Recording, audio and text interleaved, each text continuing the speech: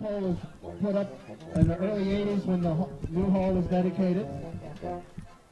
And it's been up that while and served its main purpose. And now we've been working on this new one for quite a while. And it's been a long endeavor. And here's Max, and I hope he wants to say a few words. Sure. I want to thank everybody for coming out today. I thought we'd have a little better crowd than this, but maybe the weather. But anyway, I got to tell you, about a year ago, I knew our anniversary was coming up, and as everybody knows, Blob has a limited amount of time left, so I wanted to do something special for the 80th. So I talked to Mike and Edie, and the maypole had seen better years. So we started working on designing a new maypole, and Edie, as you know, painted the mural on the front of the hall, and she's a tremendous artist. So between her and Mike did the construction part of the job, and Edie painted the figures. And when we unveil it, you guys are going to go, oh, it's beautiful, it really is. And there's a couple special things on there. Peeking out of the corner, you'll see my Uncle Max. And, that's what it's all about. He's the one who started it all, and I guess I'm going to finish it.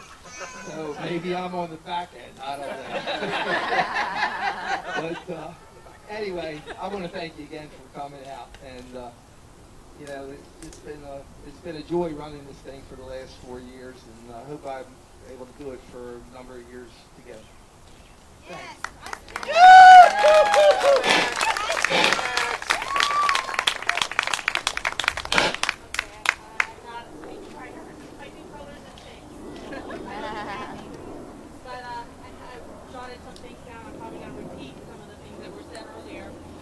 Bear with me, please. Thank you, Matt. Okay, for asking us to be part of this large Maibaum project on the renovation. It really means a lot to you and me, right, Mike? That's right.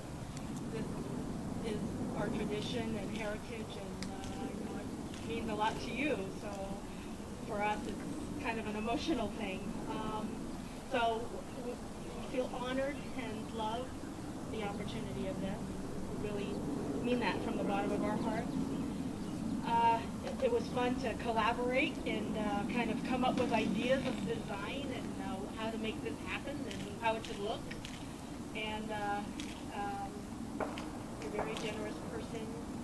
You're shy, even though you did a great job with the speeching here, but you're very humble.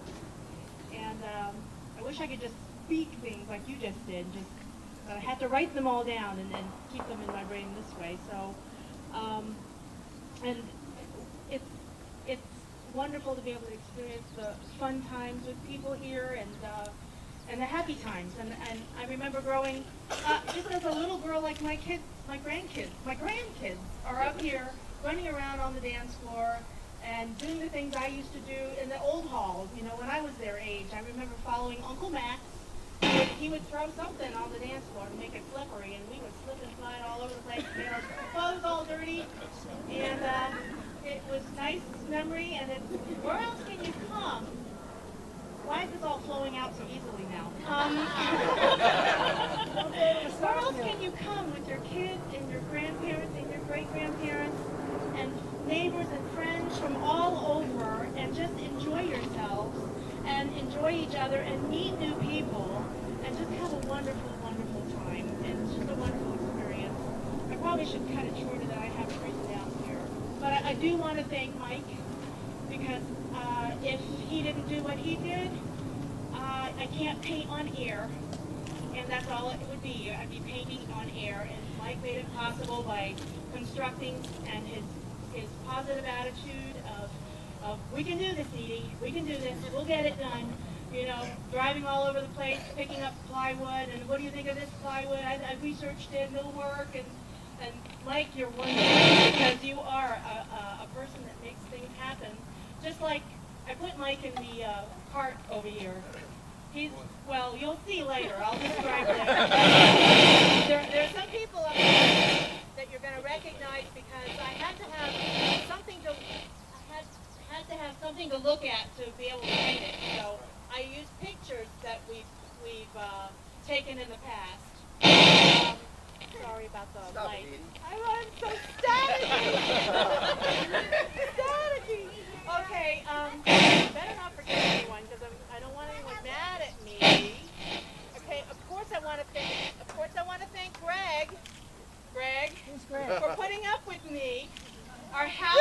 That's our cameraman right there. Our house and yard was full of boards and paint and tarps and masking tape and all kinds of research, and we put up with no food for a long, long time. We had a lot of carry out. Luckily, we have wonderful people at Eurobistro, and they happen to be here today. They feed us good food too, so thank you. And I want to thank my Aunt Maria. She's not here today, but she's I won't tell you how old she is, but she came up and helped me paint the base. Even little Ava got involved. She was rolling the base coat. And let me see. I'm gonna be really long-winded because I really had a lot to say, but I guess I want to just end it all by saying thank you all for being who you are, coming up here, being part of all this, and just continue Blob's fun times and enjoyment of each other. And thank you again. God bless you. Okay, we have one other person that needs to be acknowledged here too. Edie was talking about how her grandkids and children performed here and was running around here. Is I have to bring up Michael Jr. Come up here. Because without his help, I couldn't do what Edie wanted. So he helped me spend 2 or 3 days in putting up all these beams. And for you construction guys out there, you know how hard it is to balance a 20-foot beam, a 2x10 that was supposed to be a 2x8, you know, right in the center like that, and make sure it's all level. Without Michael's help, I couldn't have done it. And he has been such a wonderful son that, you know, here he was born into this group. His Oma, who's no longer with us but looking down on us, you know, got him started on accordion, and I have to thank Betty also.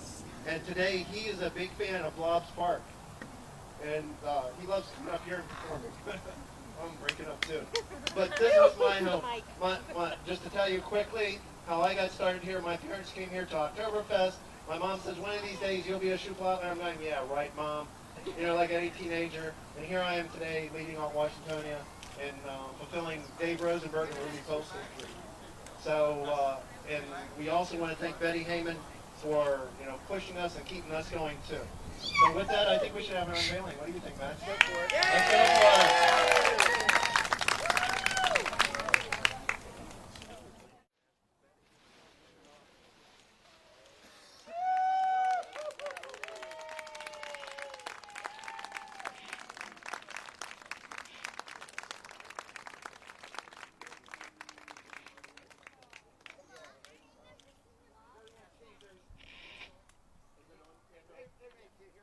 As you see, there's another space at the top.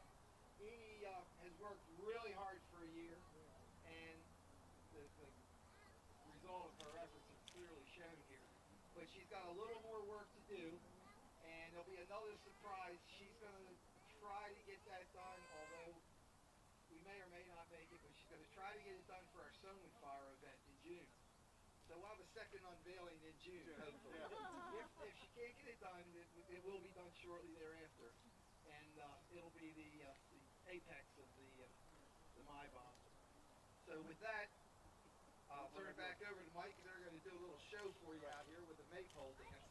But not around this maypole. No. They brought another maypole with them. Yeah, we brought another maypole. But in honor of that, bring out our elk horns here to start it off.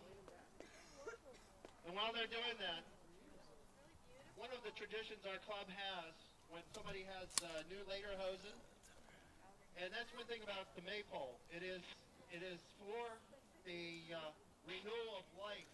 And Max has renewed life into this place, and so it's a very appropriate thing to do.